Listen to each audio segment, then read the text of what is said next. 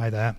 I'm going to be reading from Britches, the first of the stories in 7 Hotel Stories. Enjoy. 3 a.m. The music is too loud. I beg your pardon, sir. You are kidding me, right? The customer in the dressing gown peers at my name badge. Tatiana? No, sir, of course I am not kidding you, but I cannot hear you too good. The man is narrowing his eyes. I think he's deciding whether it's worth being angry with someone so unimportant as me. Okay, Tatiana.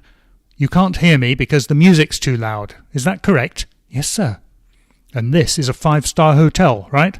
With 5-star prices? I do not know what a 5-star hotel is or what 5-star prices are, but I do know that the man in the dressing gown is a customer, so I agree with him. Yes, sir. And do I pay 5-star prices to be woken up by a disco at 3 a.m? No, sir. So, will you please get them to turn the music down or even off, now? Yes, sir. I turn round before he can say anything else and enter the Dionysus bar, which we call inside our hotel the BLV for Basement Luxury Venue. The customer cannot follow me because the door to the BLV is guarded by Nigel, our duty security manager, and 2 of his famous assistants with legs like tree trunks. In my opinion, they have brains like tree trunks also, although no one says this to them. I am guessing that the customer in the dressing gown is not invited to the event in the BLV, even though he is coming from a rich Western country. This is maybe one reason why he is so upset about the noise. I also am not an invited guest. I am coming from a poor village far from the historical capital of our beautiful country, but I can enter because I work in the food and beverages team of our hotel. It is my job tonight to welcome guests and make sure they have their first drink within 30 seconds of arriving in the BLV. The normal service standard for providing guests their drinks when they enter the Dionysus bar is 1 minute, because this is a luxury venue and all our customers are special. But tonight, we're serving the drinks a whole 30 seconds faster than normal.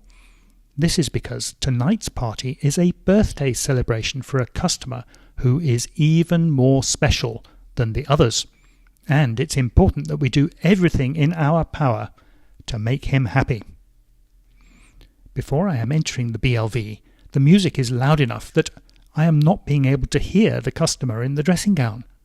Now I am inside, it is so loud, I am touching my ears to see if they are bleeding, and I am wondering if perhaps I will never hear any customer or anything else ever again. But the condition of my ears is not important because the request from the customer in the dressing gown to turn the music down, or even off, has put me in a difficult position.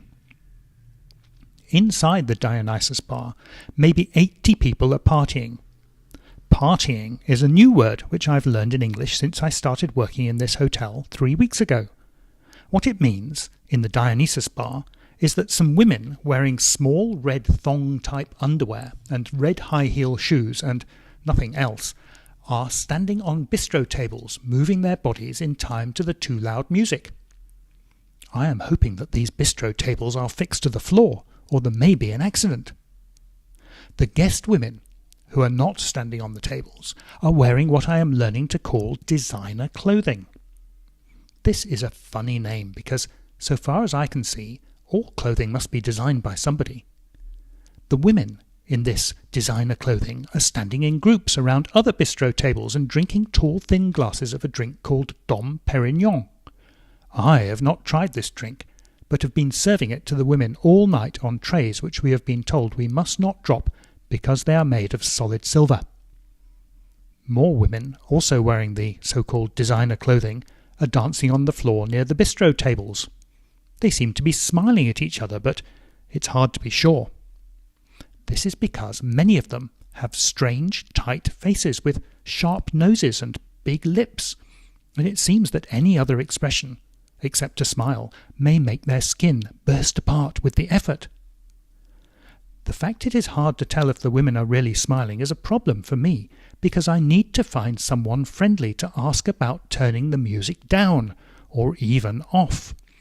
So I am pleased when I see leaning against the bar a woman who is definitely smiling. In fact, her mouth is stretched into one of the biggest smiles I've ever seen. The woman is wearing a long dress of which the top part is sticking closely to her upper body, and seems to be made entirely out of silver, as shiny as the trays on which we are serving the drinks.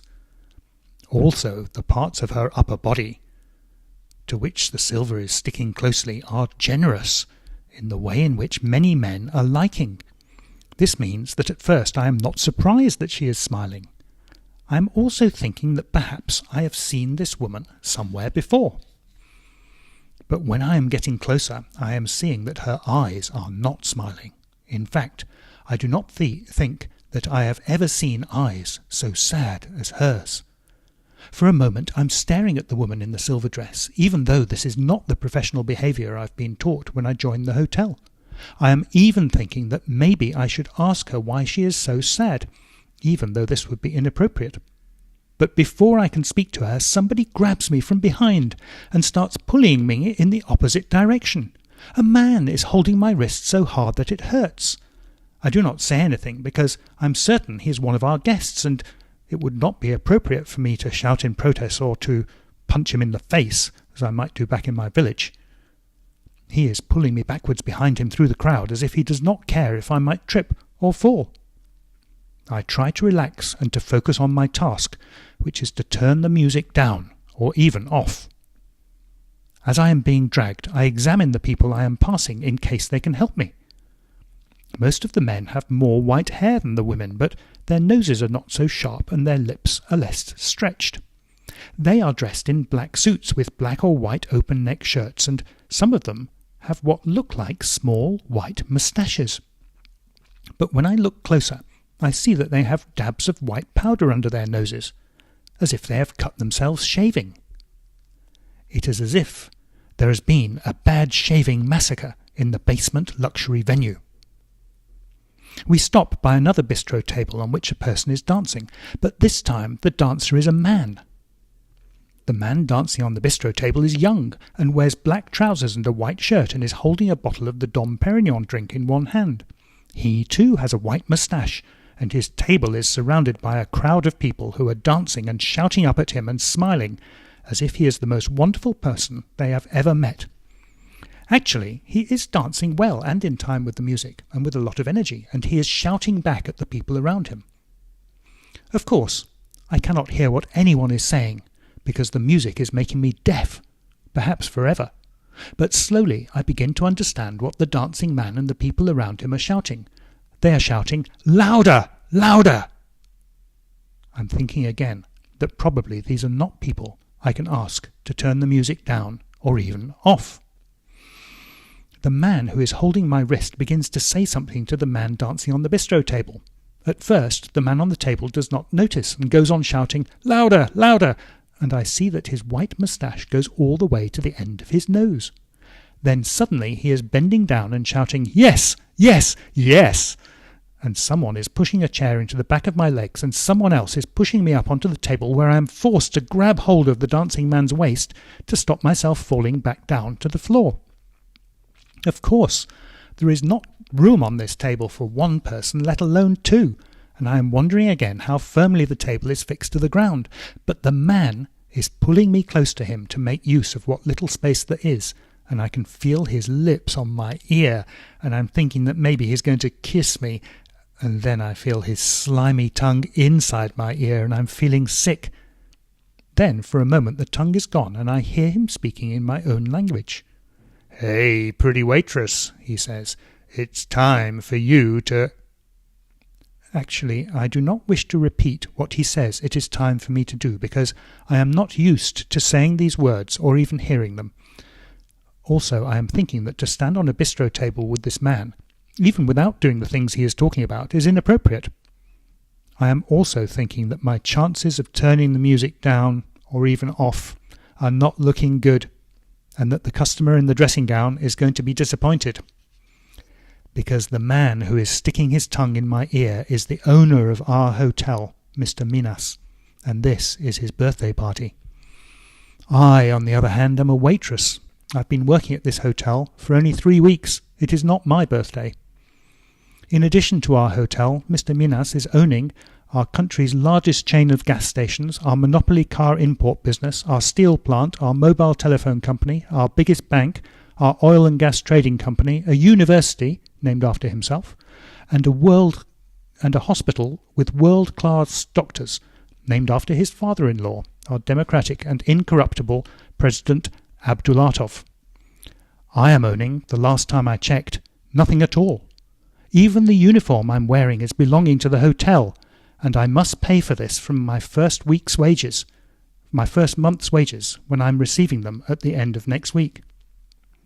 The thought that I am not fulfilling the needs of my customer in the dressing gown, and the slimy feeling of the tongue of Mr. Minas in my ear, and the fact that I am not even owning the clothes I am wearing, makes me feel sad. So when I see the woman in the silver dress looking up at me with her awful eyes, I feel that my cheeks are wet with tears. Then things are getting worse. I am feeling that something is pressing against me, and when I am looking down, I am seeing that the hands of Mr. Minas are on his trousers, as if, perhaps, he is thinking of opening them and taking something out.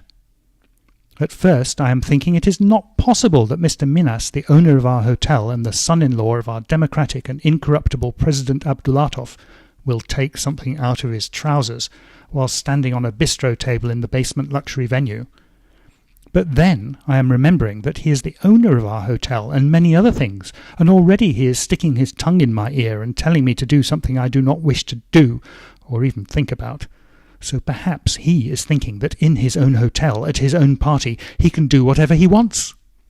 In my panic, I look around the room and see a small woman, wearing high heels and the grey suit of a member of the hotel management, standing at the entrance to the BLV with her head to one side, as if she is surprised by what she's seeing. I've never seen this woman before, and I do not get a good look at her now, because she is at once turning around and marching out of the BLV. If I'm honest, I'm a little bit disappointed by this, because the way the woman in the high heels was observing the inappropriate scenes in the BLV had made me think that she might do something to help me in my trouble with Mr. Minas, or that she might, at least, manage to turn the music down or even off. But I do not have long to be disappointed, because the next instant the BLV is plunged into darkness. Also, the music is cut off completely. All I can hear is the sound of people screaming.